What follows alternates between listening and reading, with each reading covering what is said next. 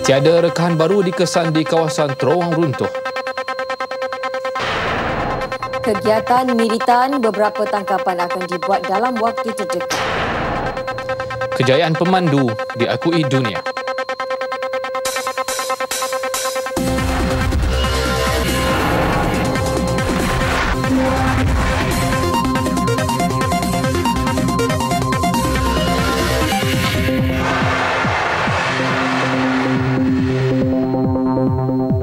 Assalamualaikum dan salam satu Malaysia. Anda bersama saya Wan Rukman Mafisol Dan saya Atika Muhammad Naim. Usaha kini sedang dibuat untuk memperkukuh tanah di sekeliling terowong yang runtuh di Simpang 4 Jalan Imbi, Kuala Lumpur semalam. Dalam pada itu, tiada rekahan baru dikesan di lokasi tanah mendap tersebut. Penjelasan dibuat Datuk Bandar Kuala Lumpur, Datuk Ahmad Faisal Talib yang melawat lokasi kejadian bagi melihat sendiri kerja baik pulih yang dilakukan sepenuhnya oleh DBKL. Bagi kerja penampakan mendapan, tanah tidak digunakan untuk menstabil strukturnya, sebaliknya pasir yang lebih berat dijadikan bahan asas kerja terbabit. Kita berharap apa kerja-kerja yang dapat diantisipasi oleh pihak kontraktor dengan pengawasan konsultan kita untuk membolehkan ianya dapat distabilize dalam masa yang terdekat, dan sebab itu kita tidak menggunakan tanah, kita menggunakan pasir sebab pasir ini dia berat, dia kurang sikit berbanding dengan tanah. Sejumlah 150 lori pasir telah digunakan dalam operasi penambakan dan kerja ini dinyatakan siap dalam tempoh 2 hingga 3 minggu. Dalam pada itu, Datuk Ahmad Faisal menjelaskan kejadian tanah mendap di Jalan Imbi di Ibu Negara semalam itu tiada kaitan dengan projek Mass Rapid Transit Corporation Sdn Bhd MRT Corporation. Sebaliknya, katanya lokasi kejadian sebenarnya terbabit dengan kerja pembinaan terowong bypass di bawah seliaan DBKL. Untuk itu, beliau mahu semua pihak tidak lagi mempersenda kejadian tersebut termasuk mengaitkannya dengan pembinaan MRT. Dengan projek MRT. Jadi banyak orang kata ini projek MRT lagi. Keluar dengan Godzilla dan sebagainya.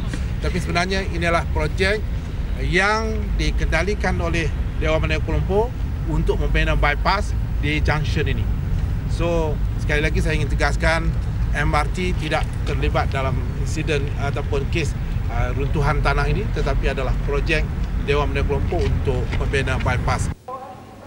Dalam kejadian 9.30 pagi semalam, sebahagian struktur terowong sepanjang 35 meter yang dalam pembinaan bagi mewujudkan 4 laluan kenderaan untuk mengurangkan kesesakan di Simpang 4 di Jalan Imbi runtuh sedalam 5 meter. Sementara itu, Menteri Wilayah Persekutuan Datuk Seri Tengku Adenan Tengku Mansur berkata kontraktor yang terbabit boleh dikenakan tindakan jika didapati cuai. Bagaimanapun, sehingga kini siasatan masih berjalan sama ada kejadian itu berpunca daripada kecuaian kontraktor atau sebab lain. Yang berlaku di mendap ni oleh kerana Syabas punya pipe bocor, barangkali the negligence of the contractor. If the contractor negligence, we will take action. Beliau berkata demikian selepas majlis pelantikan ahli jawatan kuasa Badan Penasihat Rumah Ibadat Bukan Islam RIBI di Ibu Negara pagi tadi. Tiada tempoh jaminan masa bilakah perkhidmatan monorail antara stesen Imbi ke stesen Hang Tuah pulih sepenuhnya. Pada hari ini, pihak konsultan akan mengumumkan keputusan sama ada laluan itu selamat atau tidak untuk digunakan.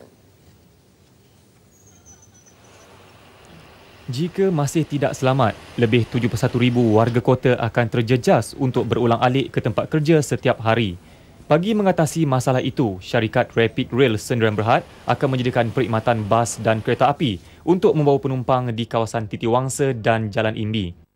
Alternatif kita mengadakan servis secara shuttle menggunakan 2 train daripada KL Central ke Hang Tuah dan ulang-alik, juga menggunakan 2 train daripada stesen Imbi ke stesen Titiwangsa secara ulang-alik juga.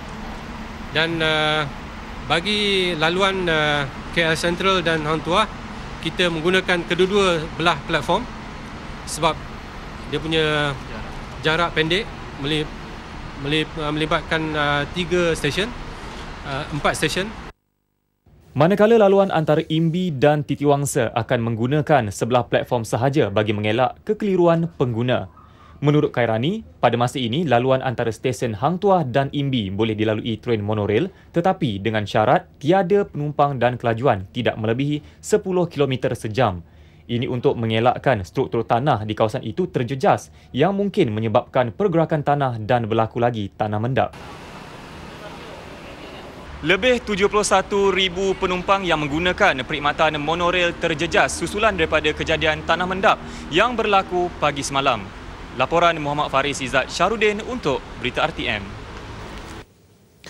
Keputusan ujian sampel darah babi dari 20 ladang babi di Kampung Selamat Pulau Pinang sama ada positif virus JE atau tidak akan diketahui esok. Keputusan dikeluarkan Institut Penyelidikan Veteriner Ipoh. Makluman dibuat Ketua Pengarah Perkhidmatan Veteriner Datuk Dr. Muhammad Azmi Zakaria pada sidang media di Putrajaya.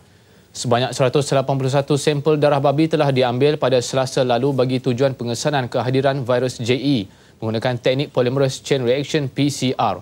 Ladang babi yang disahkan positif JE akan dikuarantin sehingga diyakini bebas daripada virus itu.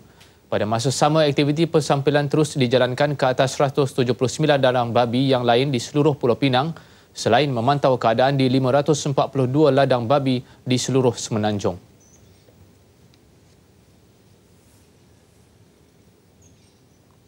Ladang yang terjangkit tadi dikuarantinkan. Jadi kita benarkan yang tak sakit tu disembelih ya. Dan yang mana yang dah sembuh tu juga disembelih ya. Dan kalau seboleh-bolehnya kita clear lah ya kalau boleh, tapi kita tidak musnah ya. Penternak babi turut diingatkan supaya menjaga kebersihan ladang masing-masing dan melaporkan kepada Jabatan Perkhidmatan Veteriner jika mengesyaki ternakan mereka dijangkiti virus JE. Mereka yang ingkar boleh didakwa mengikut Akta Binatang Pindaan 2013, sabit kesalahan boleh didenda RM25,000. Sementara itu, Muhammad Ammar Mukrish Zulkifli yang dijangkiti virus JE kini stabil dan dalam keadaan separuh sedar, namun sering mengalami sawan. Walaupun keadaan Muhammad Ammar sudah tidak membahayakan, ibunya Hasniza Ayub berharap agar anak sulungnya itu kembali pulih. Hanya doa yang mampu beliau panjatkan agar anaknya itu mampu bercakap seperti sedia kala.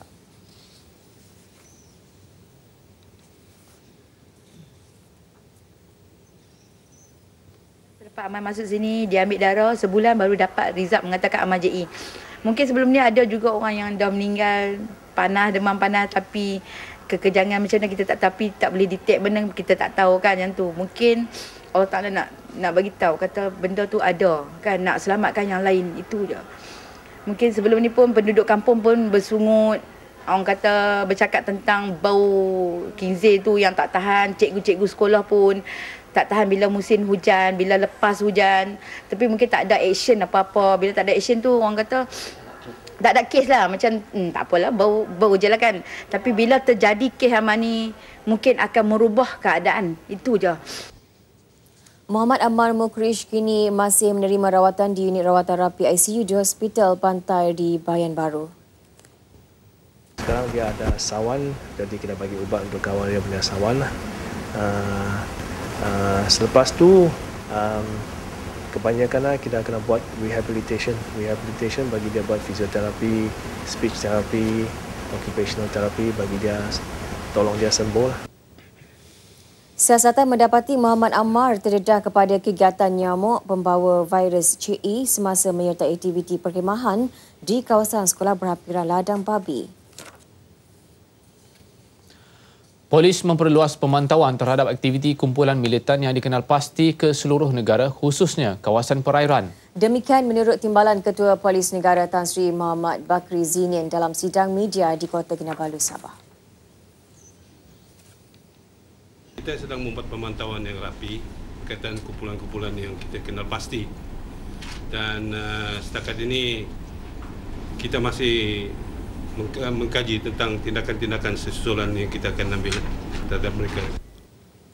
Dalam sidang media yang sama, Timbalan Menteri Dalam Negeri Datuk Dr. Wan Junaidi Tuanku Jaafar berkata beliau yakin kegiatan itu dapat dibenteras. Daripada sudut maklumat, intelijen dan juga kerjasama dengan serantau, negara-negara serantau, yang berdekatan dengan Malaysia dan juga dengan intelligence unit ataupun intelligence agensi seluruh dunia. Individu dan kumpulan yang disyaki terlibat dalam kegiatan militan dipercayai mendapat latihan di luar negara. Ketua Polis Negara Tan Sri Khalid Abu Bakar mengesahkan beberapa tangkapan baharu individu yang disyaki terlibat kegiatan militan akan dibuat dalam masa terdekat.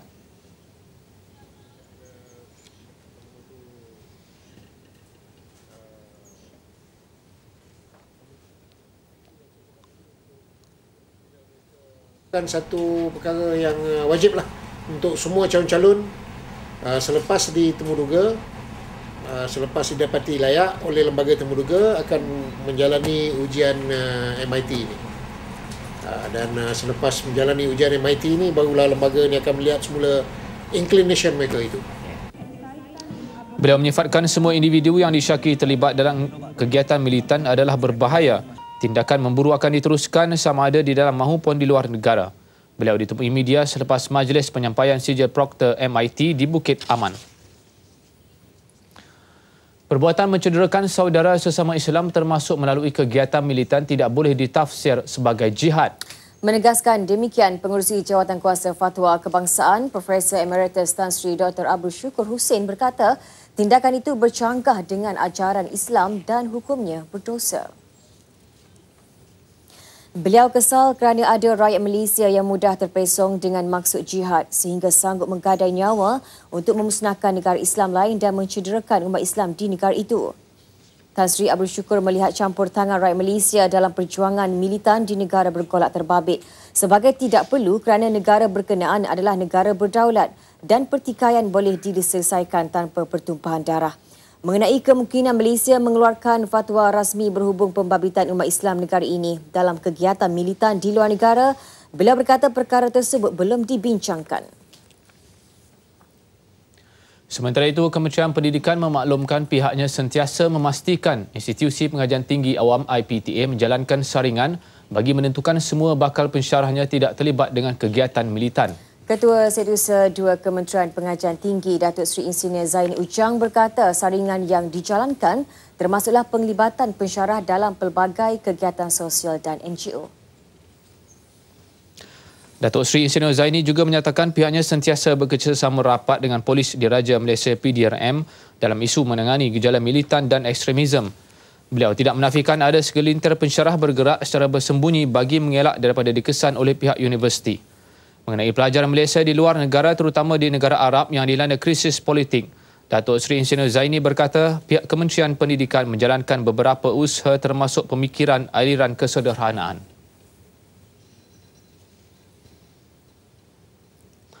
Lebih 20 buah rumah setinggan di kampung air Kampung Pondo Pulau Gaya dekat Kota Kinabalu musnah dalam kebakaran. Kejadian berlaku 12.48 tengah hari tadi. Dan setakat ini tiada laporan kemalangan jiwa dan jumlah sebenar penduduk yang terlibat belum dapat dipastikan. Api marak dan merebak dengan cepat menyebabkan penduduk tinggal sehelai sepinggang kerana tidak sempat menyelamatkan barangan penting dan harta benda.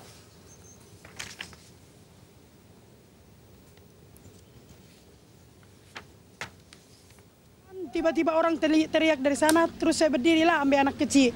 Ini saya punya anak kecil. Ya, ini saya ambil tidur dari ayunan tadi. Jadi saya terus larilah, ikut sembarang sama orang saja. Jadi barang-barang macam mana? Hangus semua. Seperti yang kita lihat, di mana penduduk kampung pun memberi kerjasama terhadap bomba.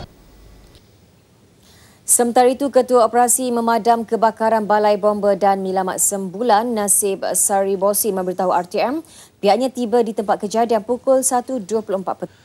Isu membabitkan seorang diplomat yang didakwa melakukan pecah amanah dan serangan seksual terhadap seorang wanita di New Zealand akan dirujuk sepenuhnya kepada kerajaan. Menurut Panglima Angkatan Tentera Tan Sri Zulkifli Mohamad Zain, pihaknya juga sedang menunggu pengumuman dibuat Wisma Putra dalam masa terdekat. Kita akan terus membantu apa cara sekalipun supaya perkara ini dapat diselesai dan kebenaran yang sebenarnya dapat diperolehi. Beliau ditemui media ketika hadir di majlis penyerahan sumbangan bungkusan juadah raya oleh Bakti di Ibu Negara. Diplomat terbabit merupakan bekas kaki tangan pembantu pertahanan di Pejabat Suruhanjaya Tinggi Malaysia di New Zealand. Dia ditahan 9 Mei lalu kerana didakwa mengekori seorang wanita berusia 21 tahun ke dalam rumah serta melakukan serangan seksual dengan niat merogol. Penubuhan Universiti Xiamen di Malaysia disifatkan Perdana Menteri sebagai serampang dua mata. Selain komited menjadikan negara hub pendidikan bertaraf dunia, Universiti Xiamen juga bukti hubungan erat Malaysia-China.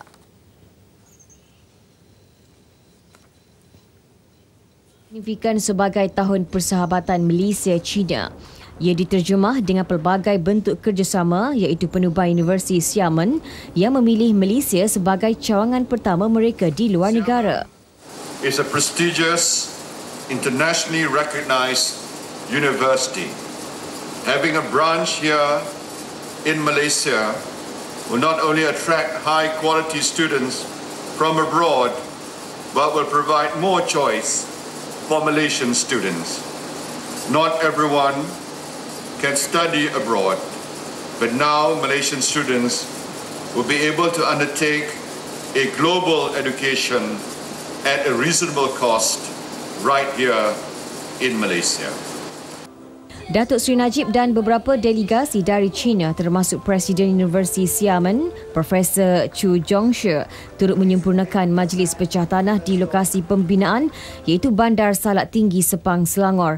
Pembinaan Universiti Xiamen dijangka siap September tahun depan.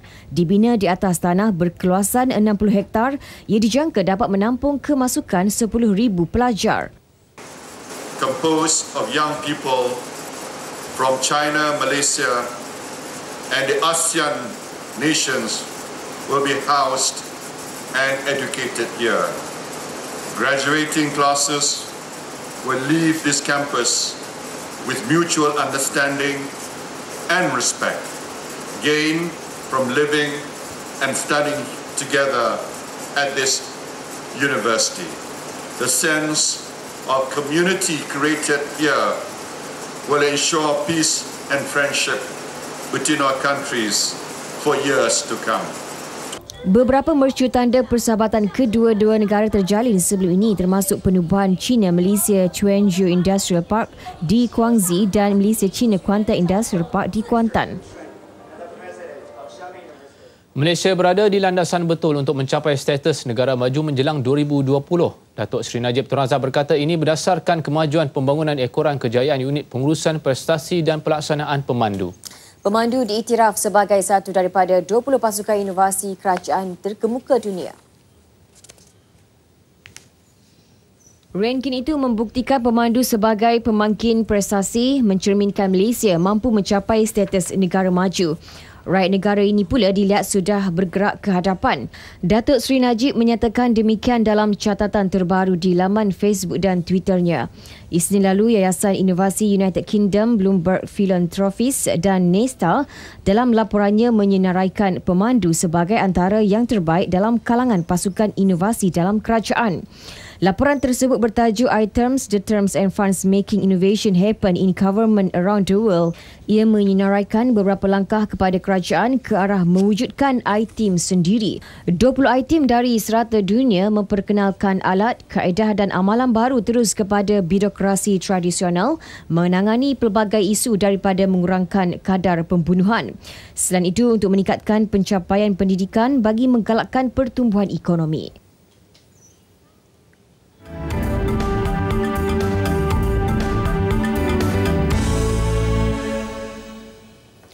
Ringgit dijangka kekal stabil dan meneruskan aliran meningkat dalam tempoh terdekat. Ketua Pakar Ekonomi Malaysian Rating Corporation Berhad MARC, Nur Zahidi alias berkata, jangkaan peningkatan kadar dasar semalaman menjadi faktor utama yang mendorong permintaan bagi mata wang domestik. Dan peningkatan hutang isi rumah ini dan juga peningkatan kadar inflasi ini telah mungkin menyebabkan Bank Negara Malaysia mengambil tindakan untuk memastikan bahawa ia tidak berterusan. Jadi jangkaan ini, jangkaan terhadap peningkatan ini telah mengukuhkan nilai ringgit. Jelasnya kedudukan fiskal Malaysia yang baik dilihat sebagai petunjuk positif bagi pelabur asing sekaligus mencerdaskan pasaran ekuiti. Selain itu, kedudukan pertumbuhan ekonomi Malaysia yang kukuh pada suku pertama turut menarik minat pelabur terhadap ringgit. Suku tahun pertama pertumbuhannya adalah 6.2%. Merupakan satu pencapaian yang memang di luar jangkaan. Dan kalau kita lihat juga sektor manufacturing ataupun pembuatan meningkat dengan begitu pesat, dan kekukuhan keadaan ekonomi Malaysia KDNK ini mungkin akan berterusan pada suku-suku tahun yang akan datang ini, dan jangkaan inilah yang menyebabkan nilai ringgit ini telah memberi kesan positif terhadap aliran masuk juga. Perdana Menteri Datuk Seri Najib Tun Razak dalam Twitternya semalam berkata ringgit Malaysia sedang berada pada peringkat paling kukuh sejak 2012. Nilai unit tempatan itu meningkat 1.7% berbanding dolar Amerika Syarikat pada suku kedua tahun ini. Pengarah Urusan dan Ketua Pegawai Eksekutif Kumpulan CIMB Datuk Seri Nazir Tun Razak dilantik menganggotai Lembaga Pengarah Khazanah Nasional Berhad berkuat kuasa 1 September depan. Sejajar dengan pelan peralihan kepimpinan kumpulan CIMB seperti yang diumumkan hari ini, beliau akan melepaskan jawatan sebagai Ketua Pegawai Eksekutif Kumpulan dan mengambil alih peranan pengerusi kumpulan pada tarikh sama. Datuk Seri Nazir akan mengambil alih jawatan pengerusi kumpulan CIMB daripada Tan Sri Muhammad Nur Yusof yang akan bersara daripada lembaga pengarah dan menyertai panel penasihat antarabangsa perbankan itu. Berdasarkan kenyataan media, Ketua Pegawai Eksekutif kumpulan yang baru akan diumum sebaik saja peraturan kelulusan diperolehi.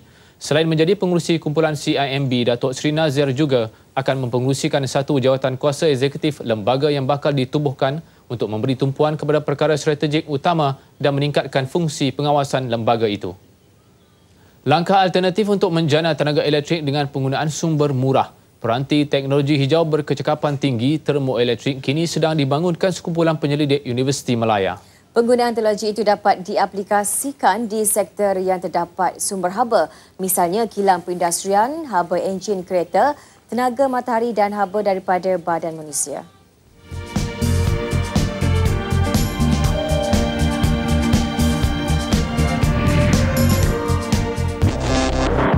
Di negara maju seperti Jepun dan Jerman, teknologi termoelektrik telah dikenal pasti berpotensi besar untuk pelan pembangunan jangka panjang.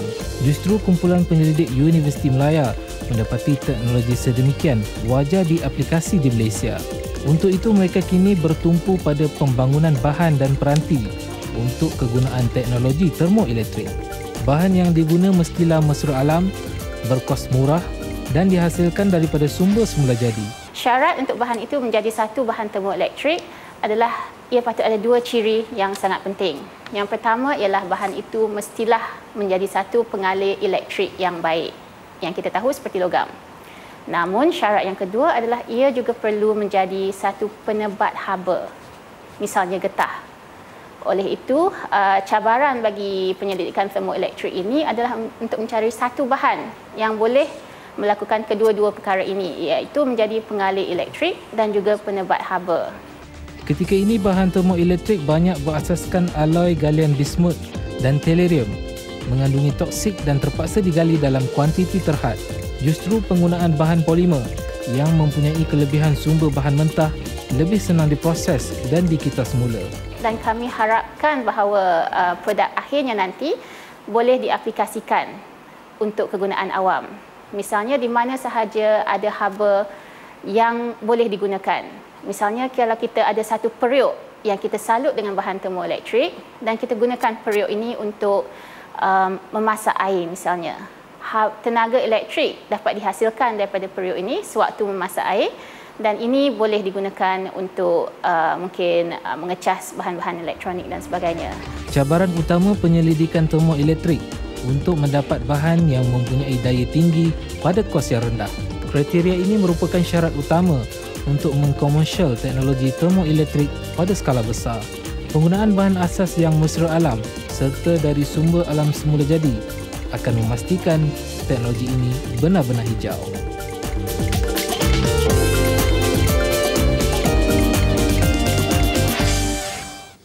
Sejumlah 49,300 bungkusan juadah Hari Raya diagihkan kepada Pasukan Keselamatan Negara sempena Aidilfitri. Ia hasil sumbangan oleh Badan Amal Kebajikan Tenaga Isteri-Isteri Menteri dan Timbalan Menteri Bakti. Sumbangan diserahkan di Pertuanya Datin Sri Rosmah Mansur kepada Panglima Angkatan Tentera Tan Sri Zulkifli Mohamad Zin, Ketua Polis Negara Tan Sri Khalid Abu Bakar serta 3 Panglima Cabang ATM. 20,000 bungkusan diagihkan kepada pasukan Angkatan Tentera, 25,000 lagi kepada polis dan 4,300 bungkusan kepada pasukan Agensi Penguatkuasa Maritim Malaysia. Berita Nasional 8 malam berakhir di sini. Bulan Ramadan yang mulia ini juga dikenali sebagai bulan yang menguji kesabaran umat Islam sejagat. Dan di bulan ini juga Allah menjanjikan ganjaran bukan sahaja kepada kita yang menjalani ibadah puasa, malah mereka yang sabar menempuh dugaan. Sepanjang bulan Ramadan ini, perbanyakkanlah sedekah sebagai tanda keikhlasan dan kesyukuran dengan nikmat kehidupan yang kita kecapi di dunia ini. Akhir kata, Assalamualaikum. Dan salam satu Malaysia.